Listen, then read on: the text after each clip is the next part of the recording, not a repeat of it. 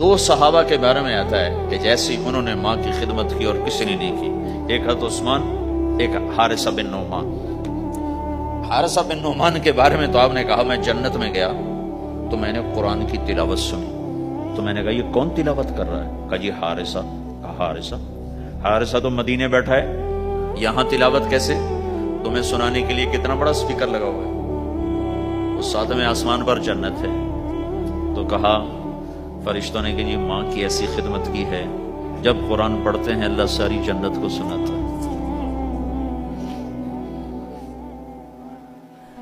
تو جن کے والدین یہاں ساتھ ہیں انہیں غنیمت جانو، ان کی خدمت کرو۔ لیکن میں بار بار اس لیے بتا رہا ہوں کہ یہ پہلو میں بہت کمی زیادتی ہے کہ ماں باپ یا ماں کی وجہ سے بیوی پہ زیادتی نہ کرو، چونکہ ساس کو میں نے رحم دل نہیں دیکھا، چاہے وہ تہجد گزار ہو، چاہے وہ روزے دار ہو، چاہے وہ حج عمرے کرتی ہو، چاہے سارا دن تسبیح اس کے ہاتھ میں ہو، میں نے کسی ساس کو رحم دل نہیں دیکھا،